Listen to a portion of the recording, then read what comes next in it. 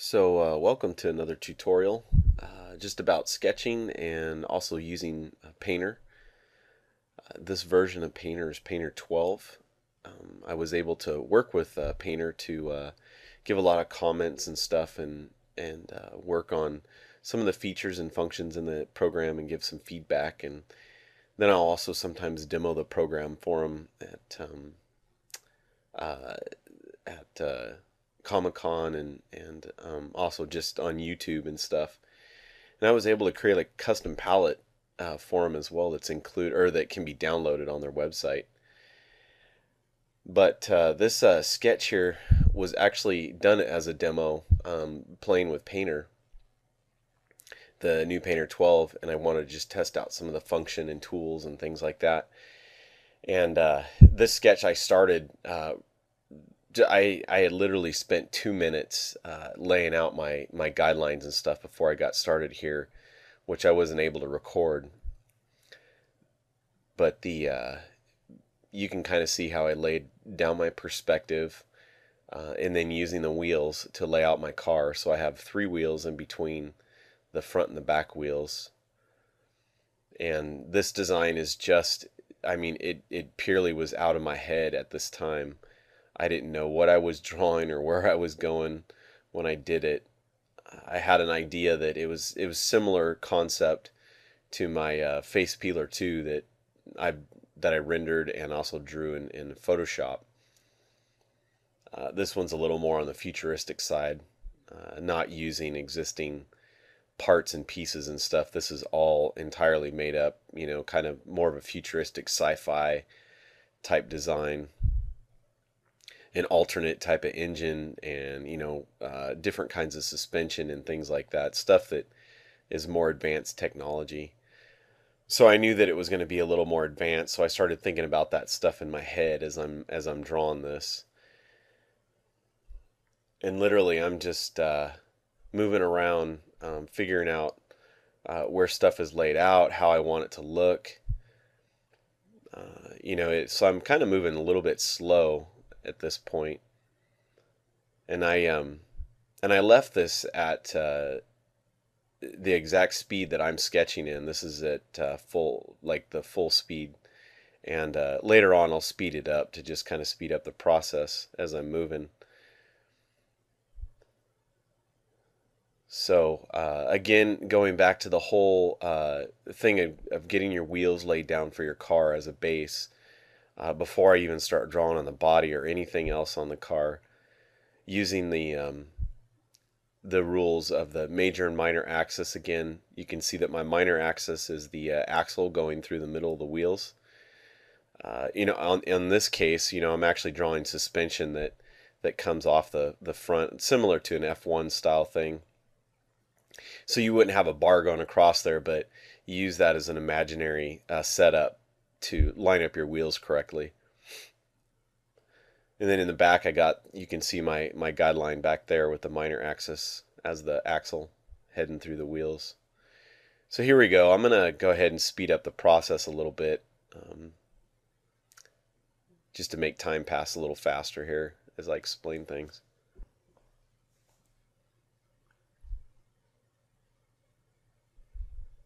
So as I move along here, I'm thinking of mechanical details, what I can include in there to make it look, for one thing, sci-fi and a little bit advanced, along with stuff that would probably function in the front, the way the suspension works, alternate power sources, alternate engines.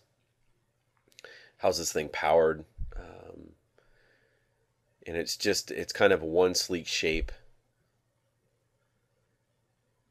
Pulling inspiration from old Bonneville salt flat cars, old Indy cars. Even though I'm drawing a new modern car, I still pull from existing things that are out there, in the real world.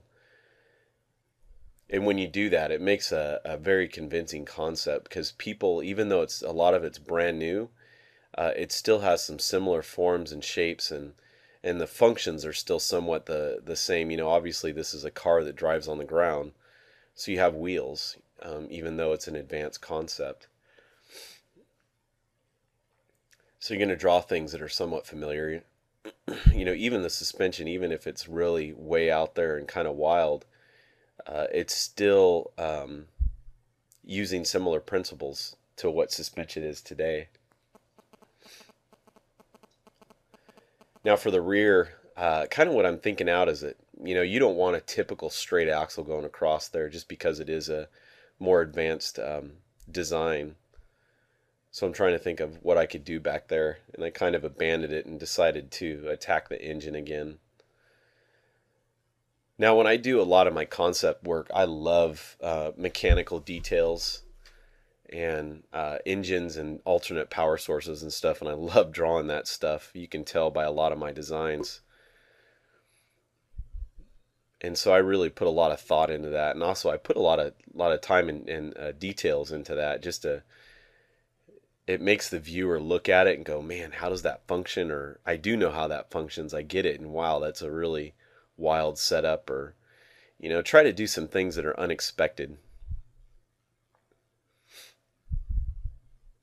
So right now I'm thinking of the back axle area, or not even axle area. It would be like almost like a wing on the ground that would come up and cantilever out and then go towards the wheels in the back and then go straight up. Thinking of an alternate power source instead of a direct axle. It's actually this source that powers the rear wings coming off there into the wheel. So the wheel actually would be, would have an engine near it or by it or in it, something like that to power the actual wheels.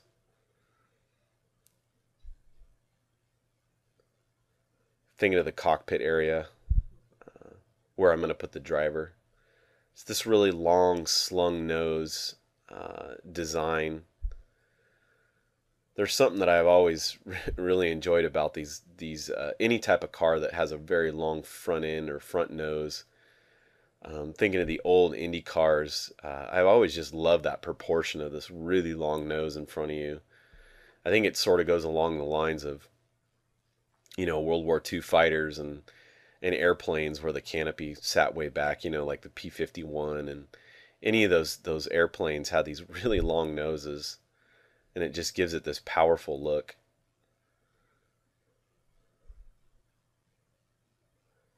Now practicality may not be the best. As you can see that, all the race cars today have definitely shortened up, and they've also moved the cockpit area more forward than it ever has been.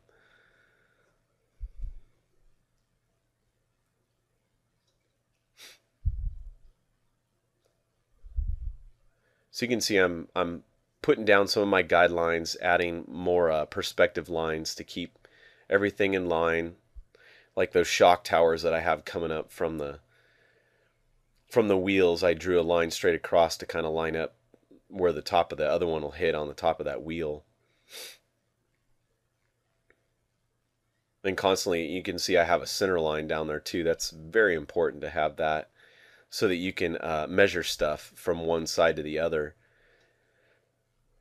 And you might ask how you learn how to do this stuff. The best way is that, I'm still using a lot of basic perspective guidelines, but it really is mileage. The more you sketch, and the more pieces you do, the more you learn as far as how to lay out stuff and what looks right to your eye and what doesn't look right.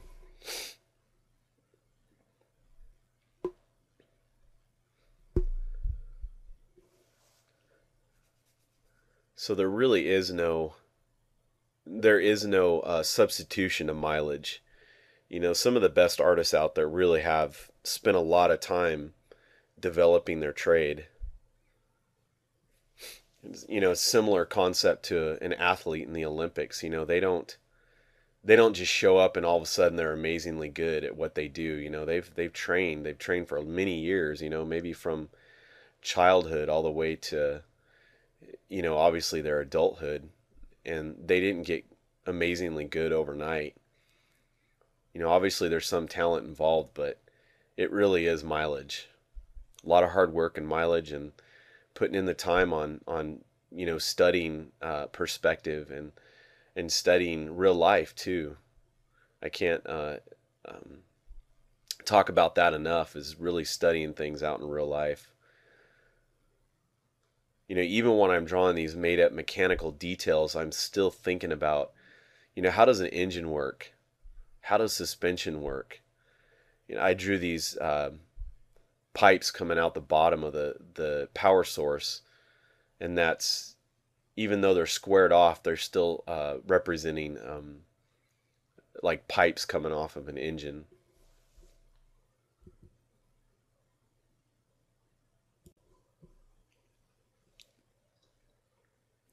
So I'm thinking about this rear axle area, or basically it's like these suspension wings coming off the back, and what's going to power those wheels? And I'm also thinking about suspension wise too. How is it going to work? So I make them kind of cantilever off the center cockpit area, and you can kind of see I made a cylinder there that would kind of represent where that thing would go up and down.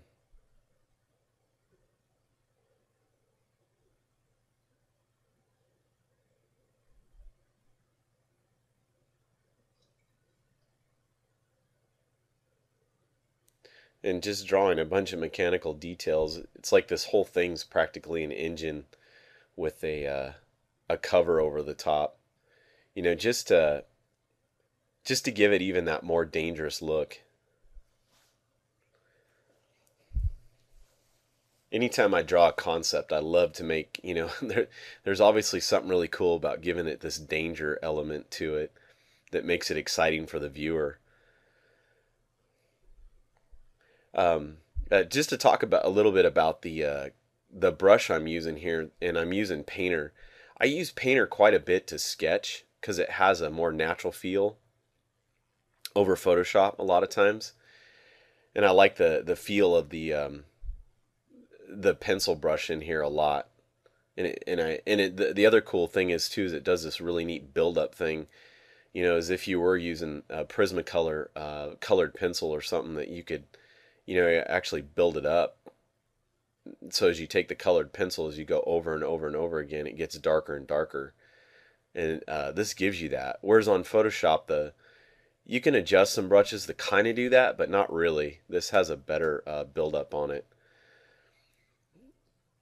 And I'm just using I made a crimson red brush, which is a color I used to use all the time when I draw a lot of sketches, either crimson red or a light blue, an indigo blue.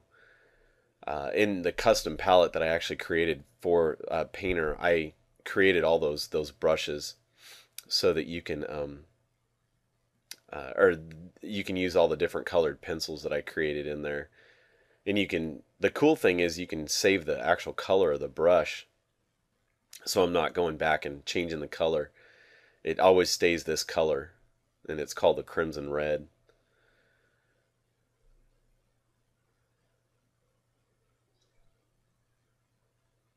And I did a black pencil, and I also did a indigo blue. And then I also did a non-photo blue too, which is kind of the light blue you'll see a lot of animation guys use underneath their sketches, and then they draw, their ink work over the top of that. Even in the comic industry, very common to be used as well.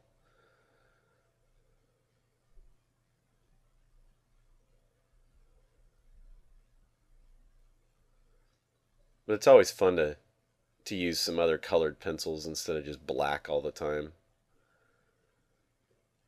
But right now I'm just laying out. I really am rough. This is a rough sketch right now.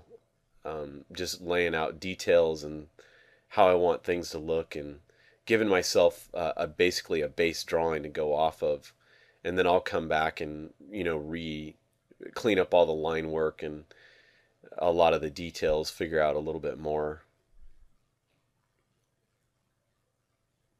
But I wanted to do this particular vehicle completely in Painter to just to utilize the whole program instead of going into Photoshop somewhat. I just really wanted to use the complete package in Painter and render out a concept.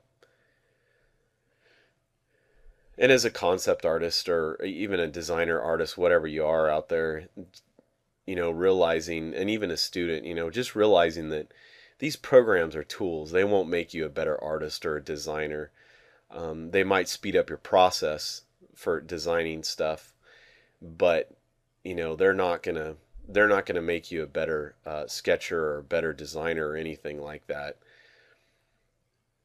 I have a lot of people ask, what programs do you use? What palettes do you use? What brushes do you use?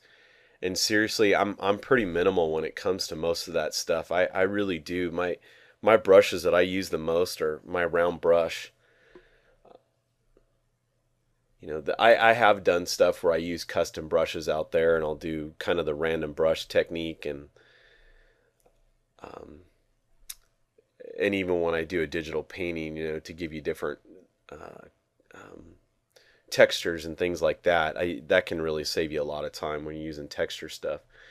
But overall, I sketch a lot, and I really enjoy this process of sketching and thinking things through. Just letting my mind, fill in the blanks and figure out where stuff needs to be. And I just really enjoy the process of sketching. So, sometimes I'll use brushes to come up with the stuff, but overall I just use a typical round brush and go from there, and just use my skill that I have from, years of sketching. And literally it is years of sketching. I started sketching when I was 3 years old. Um, and I kind of went off and on with it throughout the years, but I didn't really develop my technique until I decided to take it seriously when I went into college, and actually pursue it as a full-time profession.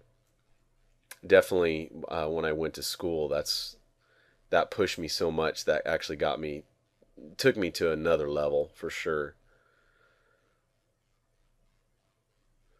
And the other thing that's kind of hard to really teach people is conceptualizing and imagining this stuff. You can teach good drawing techniques, but to get your mind to really think of this stuff is, that's why you have individuals with different styles and taste. And it also depends on what that artist really looks at a lot. I do. I look at a lot of World War II aircraft, and I just love the style after that. And I love classic racing. I'm heavily inspired by racing, World War II. Definitely Star Wars is a big influence in my life. So, um, just going back to thinking about when I was a kid and seeing those ships for the first time and all the different characters and the robots, all that stuff has definitely influenced my design career. And when I ended up at Hot Wheels, that was just such a great fit for me. It really incorporated the best of both worlds, where you're using transportation design, but you're implementing more of an entertainment feel into all your stuff, which is really what I love to do, is to give most of my stuff an entertainment feel to it. So this nose areas, I was thinking of, maybe this is some type of ram air inducted engine, where that triangular scoop is sucking in air and forcing it down the engine, which creates this, like I said, alternate power source that's powering those rear wheels. So you've got all this massive electronic and mechanical equipment coming out of the front, and also part of that is some of the suspension that's on there.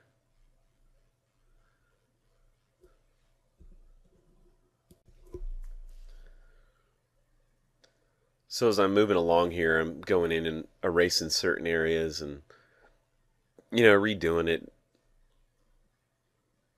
just thinking about the components that are in there, what they look like, and all this highly detailed out area. The other thing cool about drawing all these mechanical details throughout a design is that it really leads the eye through the whole piece, where you really look at it and follow through it, and it kind of brings up a lot to the viewer's imagination. You know, what is this thing doing? What's the story behind this?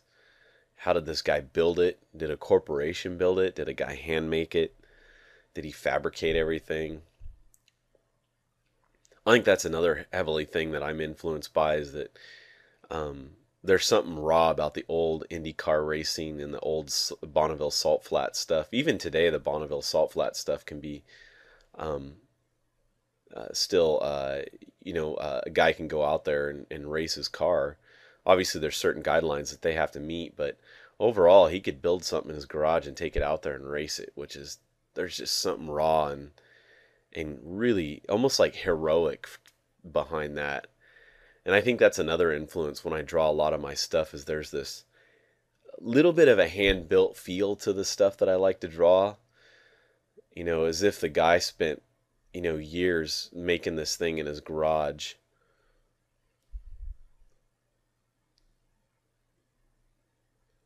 He shaped the metal out of maybe leftover airplane parts. I don't know.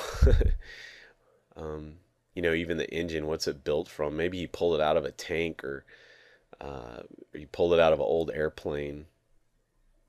Any type of old military vehicle. There's this hardiness, beefiness to the stuff that's really cool.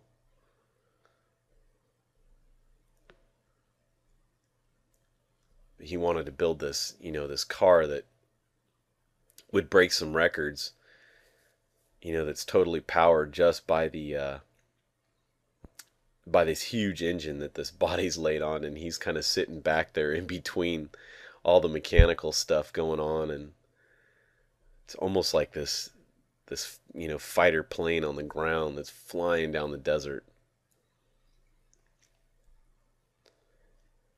And think of that stuff while you're drawing your concept. I mean, you put more feeling into it. You put a story behind it. Don't just draw a car to just draw a car. Think about the story behind it. Why are these details like this? What's the whole point behind it? So now I'm going to go in. I'm going to take that layer, and I change the opacity. I put it back to a lower percent so that I could use that as an underlay.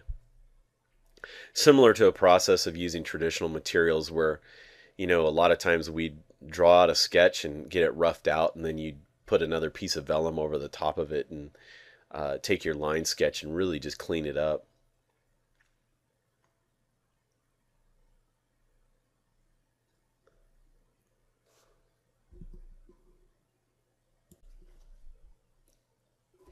So what I'm going to do here now, I use a Wacom Cintiq tablet.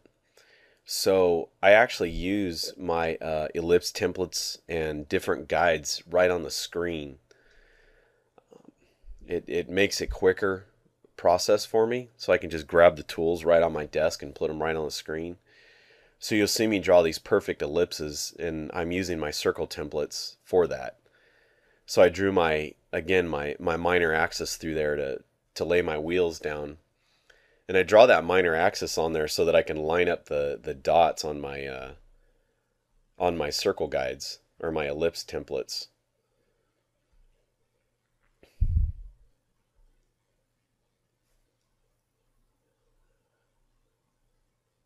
And I'm making these wheels, they're sort of rounded, almost like a motorcycle wheel instead of a typical car wheel.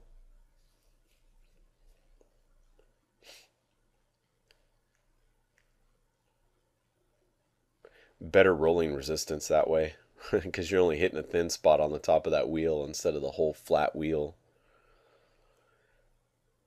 These are other things thinking about while you're designing stuff.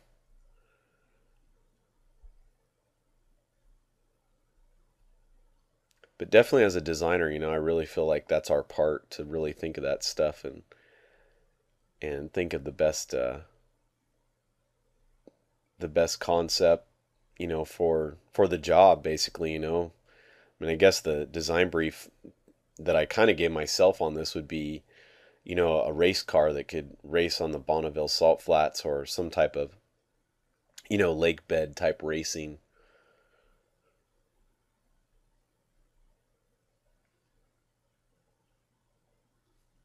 So again, you can see I'm using my ellipse templates over there. And if you don't have the means to use stuff, on a monitor, if you don't have a monitor that you're not drawn on, or if you're using a tablet, you can actually use circle templates on your tablet, although it's a little more difficult when you're trying to line it up. So the best way to do it is actually creating paths for your wheels. And in the Photoshop demo that I do for my other Facepeeler design, you can see me do that. I create the ellipse templates for myself using the program.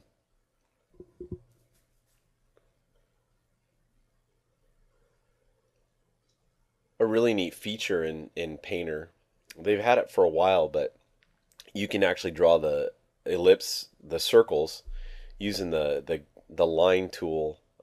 You draw an ellipse, and you can actually do something what's called stroke the path, and you hold down a couple keys, and it'll actually stroke the path that you just drew. So you can add some speed to the line without it being a solid line. You can add, you can take your pencil stroke and you stroke it as fast or as slow as you want it to go, so it actually looks like you used an actual pencil on there, and it has speed to the line where it goes from thick to thin, or it fades out. It's a neat feature. I did used to use that quite a bit, but I ended up going to my method with using my monitor and just putting ellipse guides right down on the top of it, because it's just a faster way to work for me. So that way I can go in there and I just grab my ellipse guide and I put it right on the screen and draw my ellipse.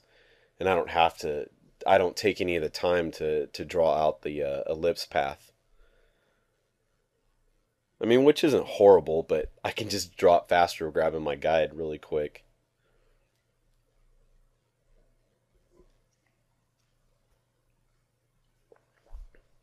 So all these lines, I'm just going back and I'm using my underlay to lay down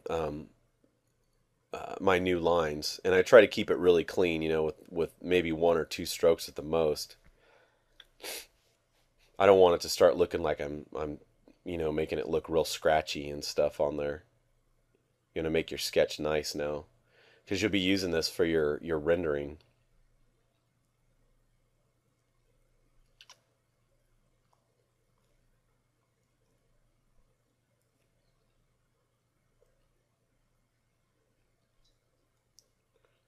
So you can kind of see when I bring up my palette up there that I have very few brushes there, and that's because I started creating my custom palette in there, where I eliminated a lot of brushes that I don't use in Painter.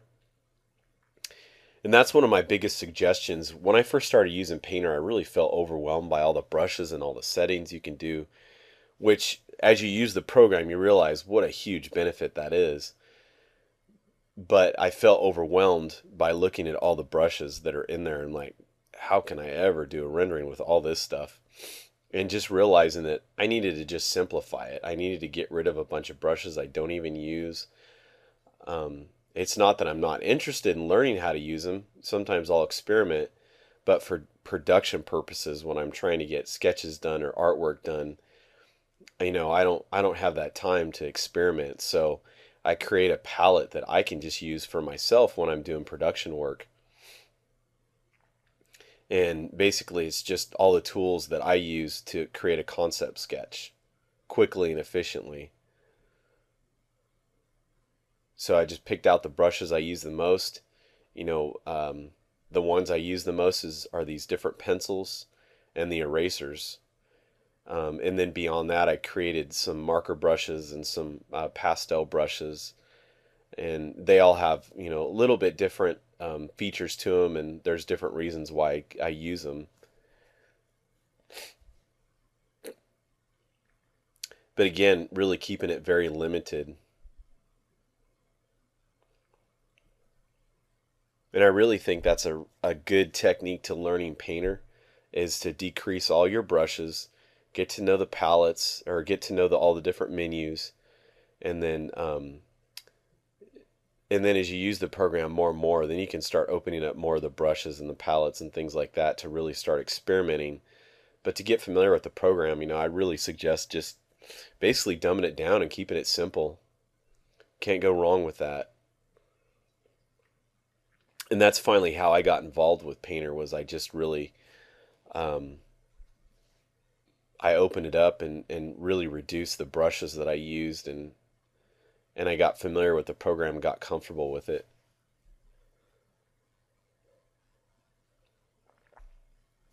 And I ended up really liking the way the pencils worked.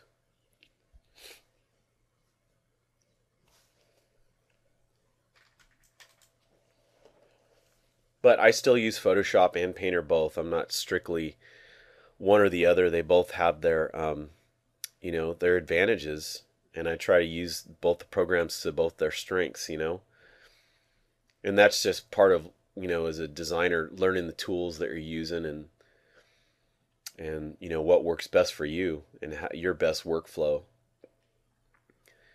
And when it comes to workflow, there really is no right and wrong answer. That's kind of what I'm saying, that there is no one certain brush that you need to use. It is a little bit of experimentation, especially when you're a student and when you're just learning how to do this stuff. To really sit down and kind of play with what you're comfortable with. And I realized I ended up settling on a lot of tools that represented kind of the real world, because that was my training. I used a lot of markers and chalk and pencil, so I kind of leaned towards that way. What worked in a similar type of fashion. I think today is a little different because so many people are going straight to digital, which is an advantage and a disadvantage. I do a lot of drawing. It shows in my sketchbook, and I can do sketches. I can do some pretty decent stuff in about 20 minutes, just using a pencil and a piece of paper. And I think there's a huge benefit to that. Using traditional materials and knowing how to draw, because you can't beat a tool that you can have anywhere in any country. A pen or a pencil, or you grab a napkin, you can draw right on it. And I think it's such a useful skill as a designer to change stuff.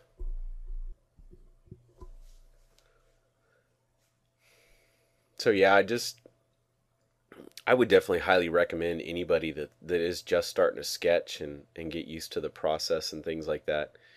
Really work with traditional materials too. It makes you a more versatile designer.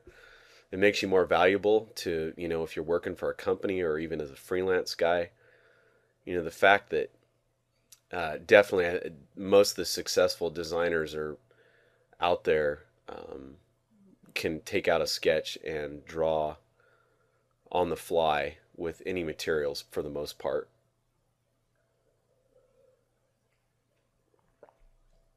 And again, that's going back to mileage.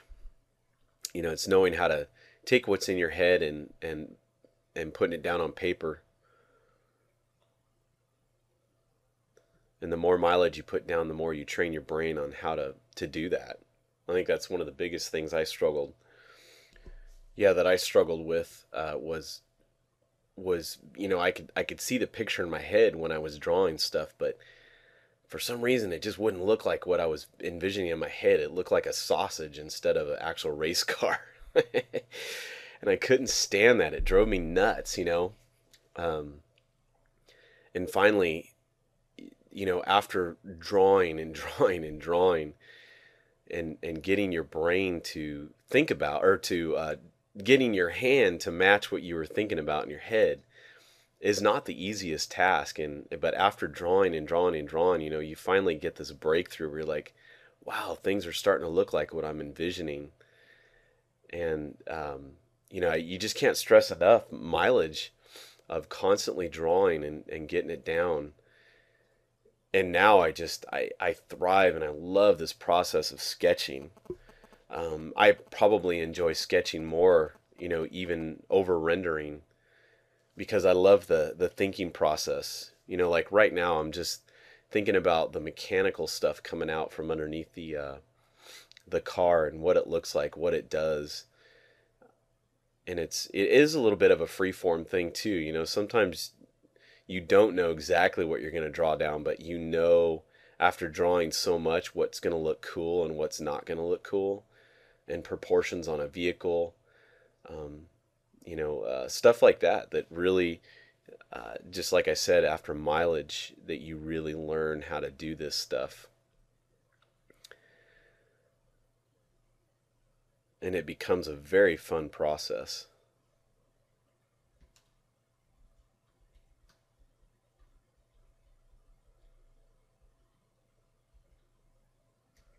So on that back wheel, I didn't like the basically all I did was draw this little shock thing coming up.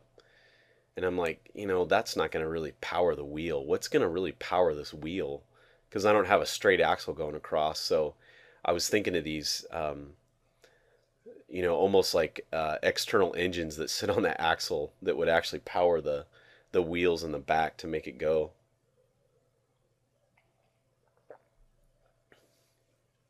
Could be like these highly powerful magnetic motors or something, where that whole engine in the front is generating electricity to power these magnetic engines off to the side.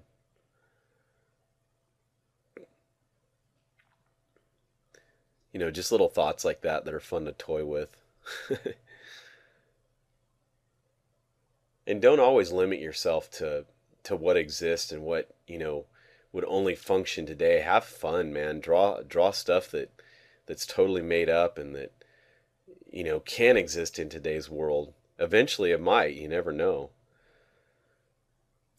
But that's the fun part about being the designer, is thinking up stuff that's unexpected and that people, it blows people's minds. Some people might look at it and go, well, how would that function? Sometimes I don't even care. I just look at it and go, yeah, but it really looks cool.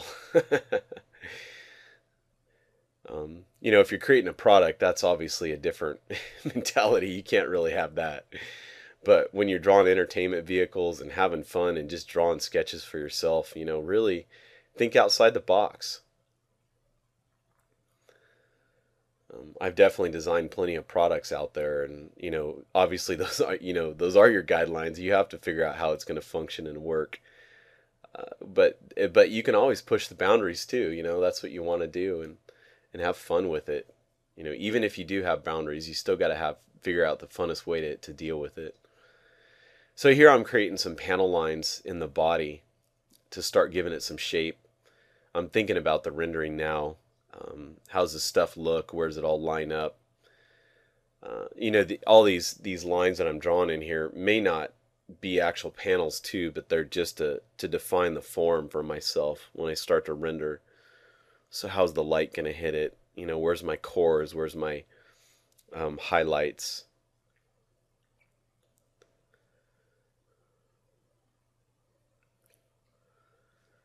But this drawing's pretty close to being done and finished.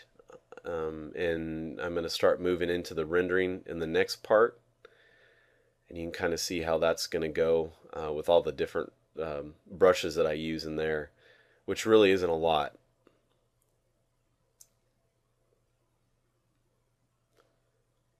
So just filling out a little more of the detail area there before I go into my rendering stage.